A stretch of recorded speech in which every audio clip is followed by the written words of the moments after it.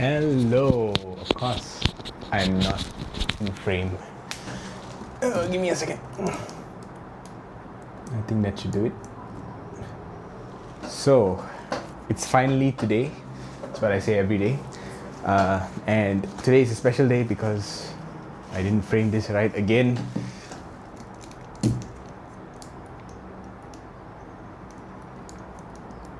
Oh man, I'm so excited. You can't even believe how excited I am.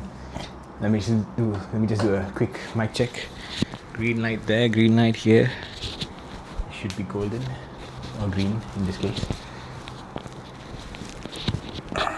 Always awkward with these things. Let me just not put it on my collar. Let me put it all the way down. Yeah, the magnet helps. I press the button. Don't know what the button does, but it's still a green light, so I think we're okay. I have in my hand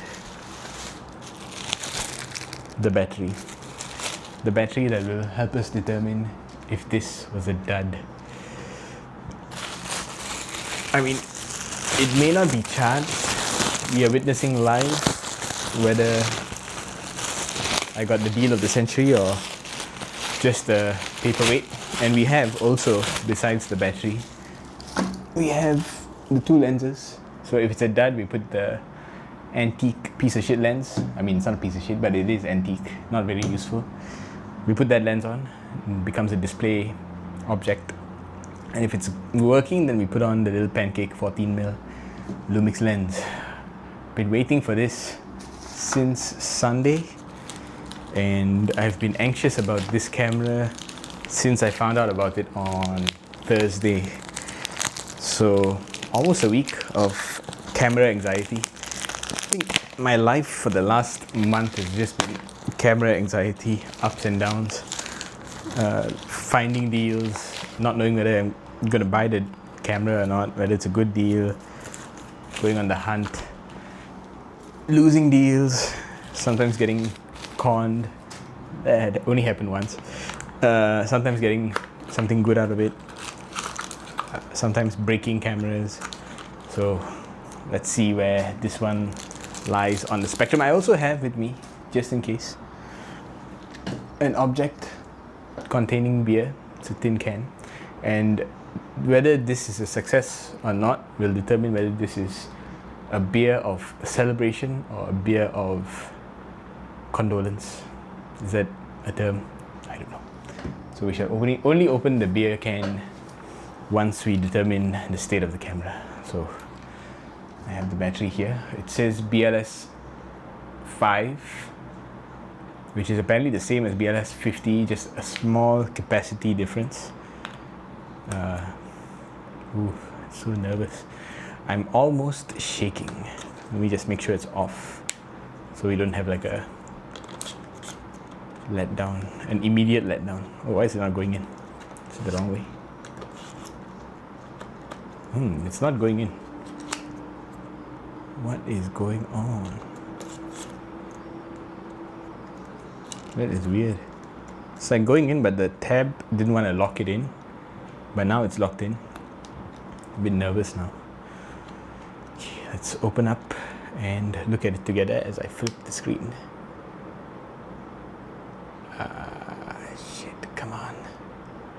Come on. Ah, man, it's a dud. The camera is a dud. Oh, wait. Oh, no. It came on for a second. It went off again. Is it just the battery compartment that's not... If I hold it in... No, it still goes off. We got a dud, man. We got a dud. Oh, I'm so disappointed. But why is this thing not latching in properly? Is it just like some issue with the... This is the cope part of the episode where I try to find the cheap fix. Is there something wrong with the compartment itself? Ah, man. Sad days. Sad days. It should just like with the BLS 1 battery, it just went in and locked in. With this one, it's kind of not. Kind of doesn't want to lock in. Why is that? Positive. Yeah, it's going in the right way. Why is it not latching on? Okay, now it's latched on. Nope.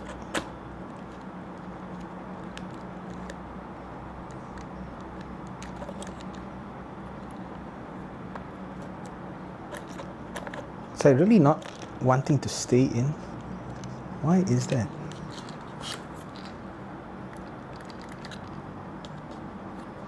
Doesn't seem like it should be a problem. My upsetness is immeasurable. Sad, sad, sad. Well, let me just try to prop it in, close it up like that, and try again. Still way in the cope phase.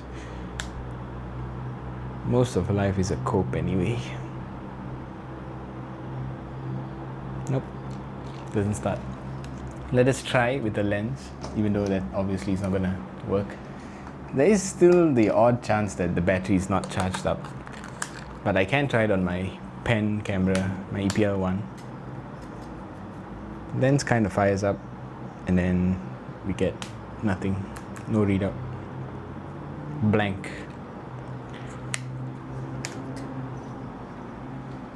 Readout, and then frozen, and then off. Sad, this was just exactly like with the BLS1 battery. Man, thought I was getting a good deal. Battery shows 4 bars, full strength, but it's still doing this thing. God damn it. Why can't we have a win in this world? A world win. That's what they're called.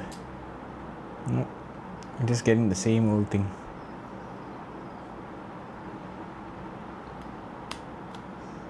Man, I guess it's a beer of condolence. I guess that is a thing. Could have had an e-m5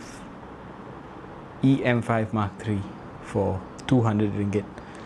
Instead, I have a e-m5 Mark III dummy that doesn't work for 200 ringgit. Well, on the plus side, which we always have to look at, all the parts are still intact. The display is still intact. The battery is there. Only costs 45 bucks. All the ports, the body is in relatively okay shape. I wouldn't say it's the best, but it's in okay shape. Nothing is broken. Like the panels, the little rubber doors at the side are all in good shape. The card holder is in okay shape. All the dials are in good shape. So I have a body that I can sell for spare parts, I suppose. So if you have a working e-m5 Mark III with a broken display, you could salvage the display from here. If you need the battery, you could salvage the battery. If you need the buttons, I've seen buttons on Olympus cameras kind of come apart. So if you need the buttons, you could take it off here. Oh man, sad. Wonder what it is. So let's just get it over with. Let's open the can of beer and do the opposite of celebrate. Whatever that is. Well, we have reasons to celebrate besides new camera stuff. Today was the first day that we as in Autofiles, took this camera, the OM1, for a shoot. And yesterday, yesterday's vlog was about setting it up for the shoot, trying out the mount, trying out, I think I tried out the lens as well. And then today we shot with a ND filter on, which I've never done before. I bought that ND filter a long time ago thinking I would use it for something, then just never got around to it. Then I heard that ND filters are good when you're shooting in very, very sunny conditions, which seems to be the case for us sometimes. So I'm just going to power bank this e-m5 Mark III. I don't know if it's going to do anything. Sometimes doing stupid stuff. You see, I'm charging the camera and it wants to go into like PC mode. I don't know. It's all in Japanese. Yeah, this happens when I plug it into a PC as well. So when it's charged in, it's fine. So maybe it is a battery linked issue, something to do with the terminals or something like that. I don't know who to turn to for advice on this, on how to fix this. Maybe I can take it to YL and see if they can service it. Might be worth it. If let's say a servicing cost is like another $200-300, then it might be worth it. But I don't know. The fact that it's in Japanese, they might just turn it away because it's not an official OM system or Olympus product. Looks good though. I like the way it looks. I do have a contact who works in YL now.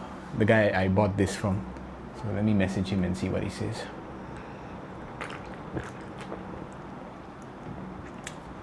Coming back to the good news that we can celebrate. Yeah, we shot with this camera, the M1, and it was, I think, a success because I'm actually editing the video right now, and well, not right now, but like just before this, I was editing the video, and looks like the video quality is up there. Of course, not GH5 levels of explosion, not GH5 levels of detail and all that.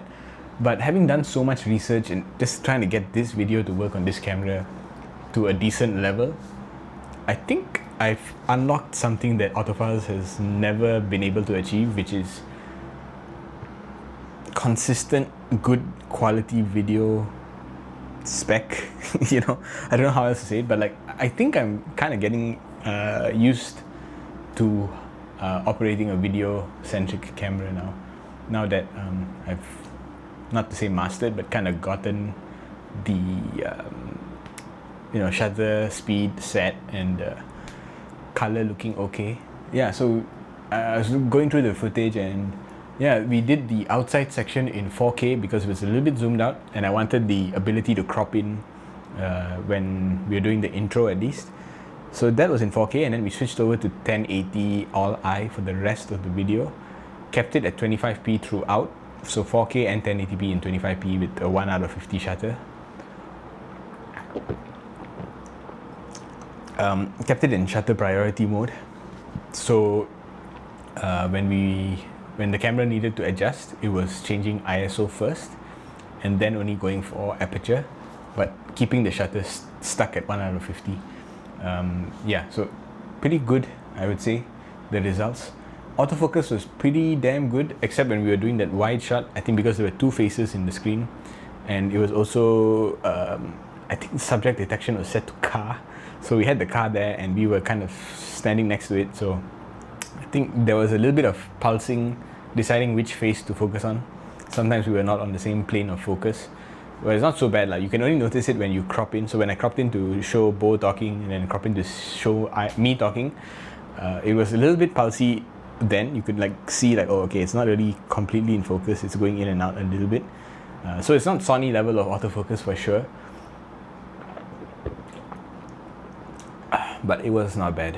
And then once we got to the interior, when we're actually, even when we, like right now I'm editing the design section where we walk around with the camera, I noticed less shaking, and we were on the widest, so like 8mm 16mm equivalent, but because I had it on MS1, the stability really compensated for any wobble that would have showed up. So on the on the GH5, when I was shooting with this, not this lens but the 8 to 18mm, when we zoomed all the way out and walking around, we got so much wobble. Even like just standing in one place, any hand movement, you would see it wobble in the corners. You just see like trees like kind of going wobbly and just so distracting, especially when I'm editing. I'm just like, what is going on there?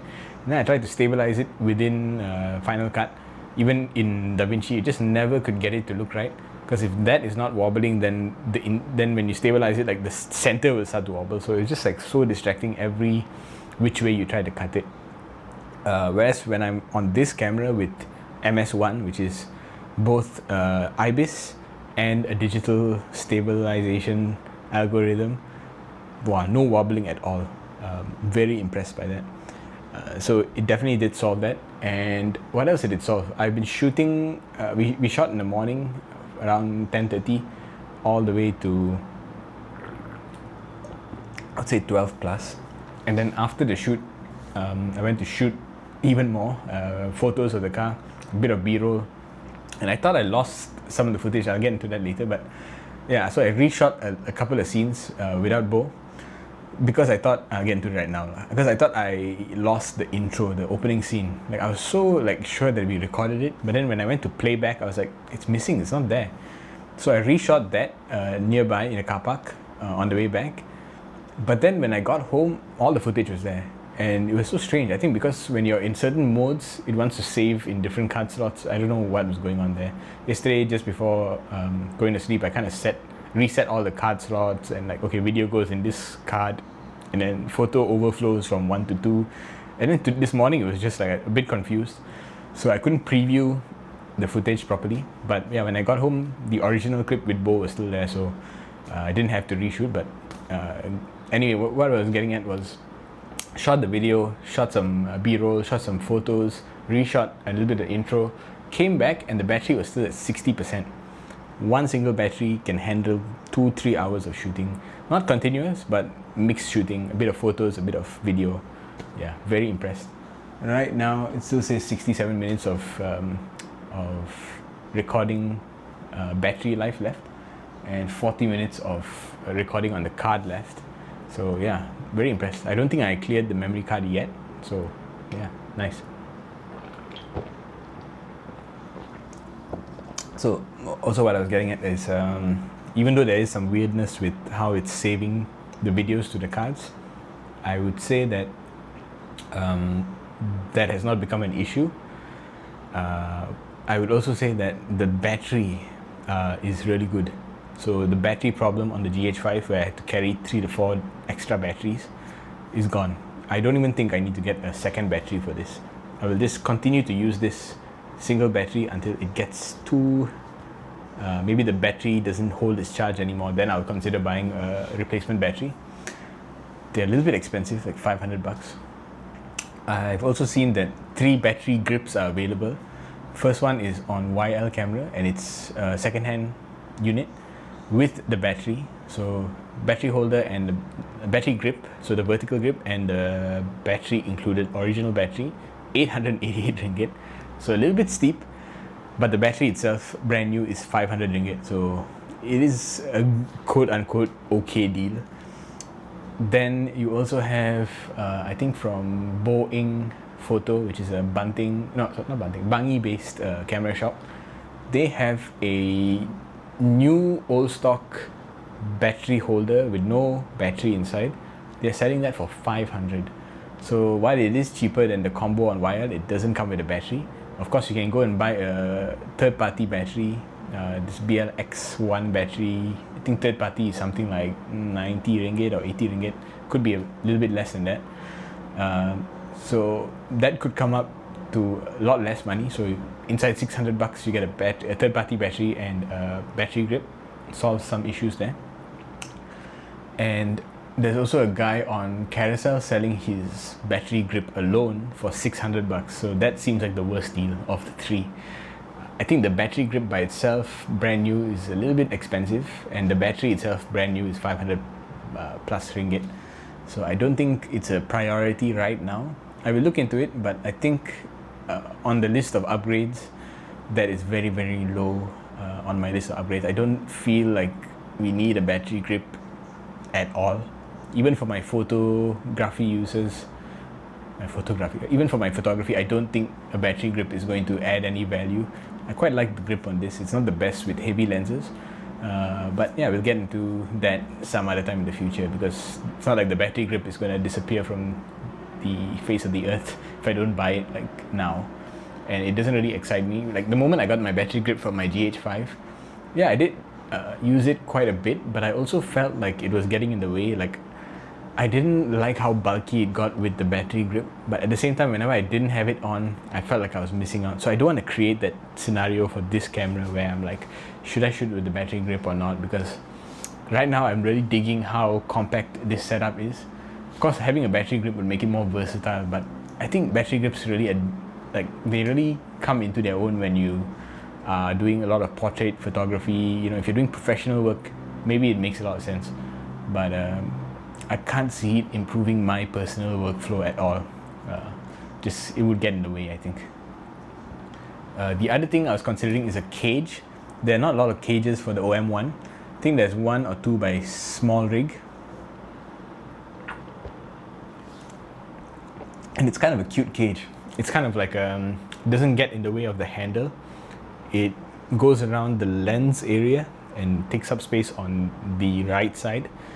I would look into it, but not very seriously, because I don't think we need the cage.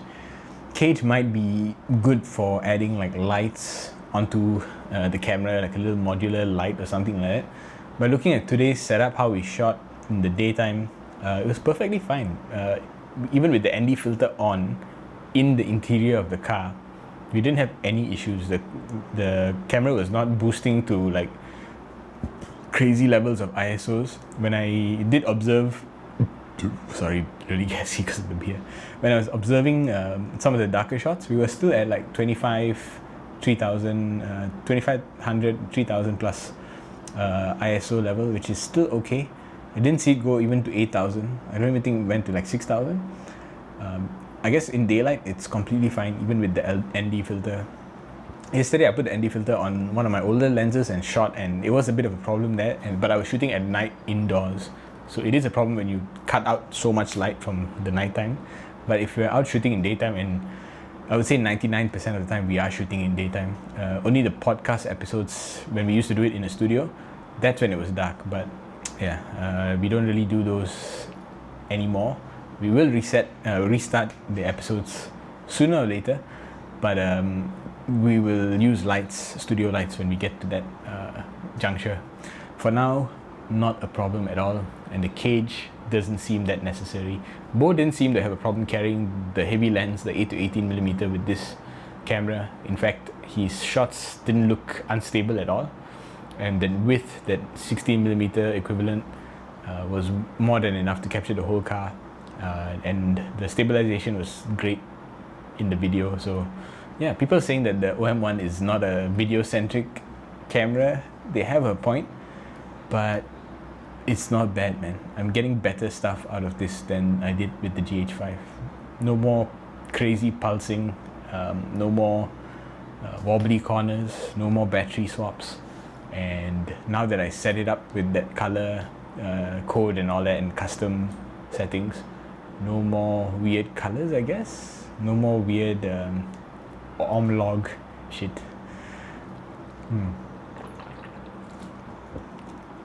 So yeah, overall, good news is that the camera worked perfectly fine, and that was the primary objective, right? It was never about this. This is just a distraction, sadly. Well, we gotta take this lens off now. Still thinking about it. Oh man. You know, when I put my other stuff on sale, I was like, you know what? If Panasonic comes up with a rangefinder style Micro Four Thirds with face detect autofocus this year or next year, that's what I'll go for. But then this thing showed up, and I was like, you know what? If I can get this working for $250, then this will be my Panasonic rangefinder. It's not really a rangefinder. Apparently the G100 is being prepped for an upgrade. So we shall see. Man, what a shame. I hoped it would be a bit more straightforward. I hoped. There's a few things we can still do.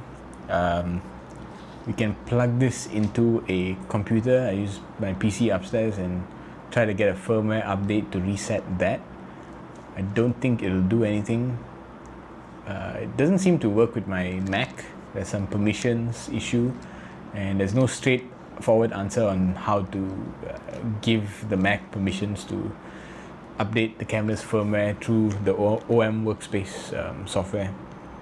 And then to do it over the phone, you need the camera to be talking to your phone via Wi-Fi, but I can't even get it to turn on, so that is not happening via phone.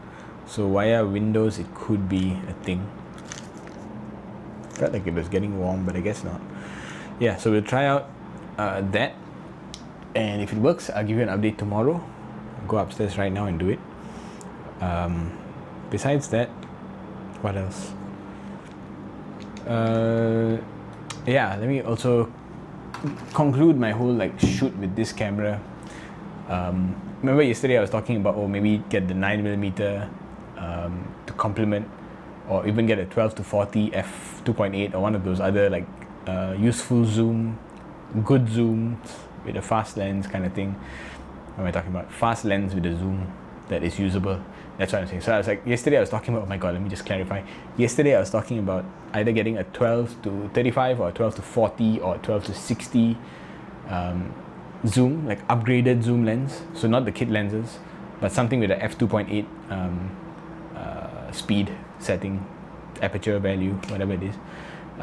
Thinking about it, not really being very convinced by that argument internally. Last week, a 12-40 f2.8 Pro Olympus lens came up on Carousel, first gen unit, but it came up for 1,003, which is very much under its market value. Market value seems to be around 1,007, 2,000, depending on which generation and what condition it's in. So when the 1,003 one came up, I was like a little bit tempted, but at the same time not thoroughly convinced.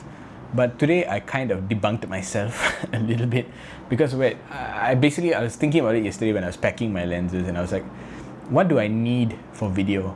And actually the 8-18 is all I need for video. It's just a little bit heavy. That's the only issue. So I'm shooting autofiles. I only need the 8-18, fast enough for bright outdoor shooting, and it's heavy, but it's not that heavy, you know. And you've got that range from super wide where we can get both of us in the shot, and zooms to 35mm equivalent, so it doesn't distort too much, you know. So it's a useful lens for video. Fast autofocus, silent autofocus, high quality coating, Leica coating. So no issues with that. And plus I have that lens takes a 67mm filter, and I don't have 67mm filters at all, but what I do have is 72mm filters. I have CPL and I have ND, and I have a step up ring from 67 to 72. So if I need a filter on there, like I just mentioned that I used the ND filter on that lens for the shoot today, so I just used the step up ring and I put the two filters on, and that was that. Then I realized, hey, actually for photo work what I would need is a relatively fast, doesn't have to be the fastest thing, but relatively fast zoom range, somewhere from 12-14 around there to about 40-60, which is what I was discussing yesterday. And I have that, and the OM1 works with that lens. That's my 4/3 kit lens upgrade, the 14-54mm f2.8 to 3.5. It's not the best lens in the world, but it's a good compromise. A little bit heavy, a little bit long, but not that heavy, not as bulky as my 11-22 4/3 lens, not even as dense as the 50mm f2 macro lens. So actually for photos that lens is good enough, and I did end up shooting our car, the Volvo XC90, with that lens. The photos were all taken with that lens, and yeah, it seemed like the lens performed really well. And here's the best part, that lens, the filter thread is also 67mm. Cannot share the same lens hood as the 8-18. The lens hood thread is very different, and ultra wides have like a petal shaped lens hood, whereas zoom lenses tend to have a little bit of a kind of cone shaped, not really cone shaped, more like a cylindrical shaped lens hood typically. So yeah, what ended up happening is I could bring out one set of filters with a step-up ring, 67-72, and then the 272mm filters. Pretty good quality filters. I think Hoya, I could be wrong, but like good quality filters from Japan. And they fit onto both lenses, the 8-18 and the 14-54.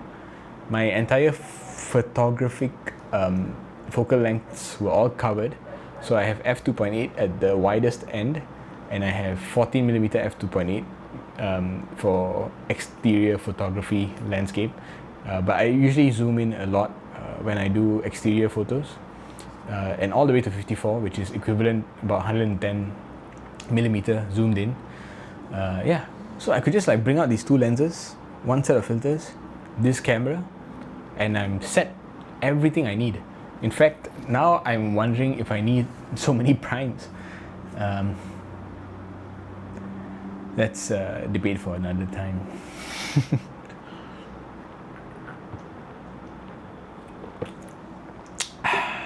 But also what this is communicating to me is that essentially those are the two lenses that I would really ever need.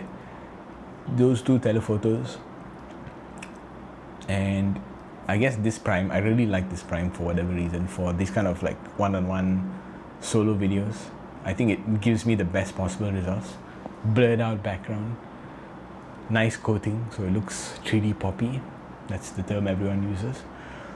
Yeah, so I don't think I have a reason to sell this 25mm f1.4, and it is the fastest lens that I own. I don't really need a 1.2. The 1.2s get very bulky, not this big, but like they get big. So the f1.2 lenses from Olympus and from Panasonic, big stuff, man. I saw the 42.5 Leica lens, huge. I saw, what was it, 25 f.2 from Olympus, the Pro lens. That's big as well. This thing is small and it's light. Even though it's plastic, it's a light. f1.4. Don't really need that one level up. And the pricing for the 1.2s are very, very high. So this is sweet spot lens for Micro Four Thirds. I think if I go out with one prime lens for shooting, it would be this. The 50mm f2 for macro shooting, pretty interesting. And I like the bokeh on that better than most of my other lenses. So those two lenses maybe for hobby. This one and that. This one for video, that one for photography. Yeah. It's just the pancakes that are a bit redundant now. But I will keep them around. Maybe I'll list them and see if I can get a good price. But if I can't get a good price, then they are good backup lenses. Lightweight traveling lenses. Always like the idea of just carrying around this with something like this.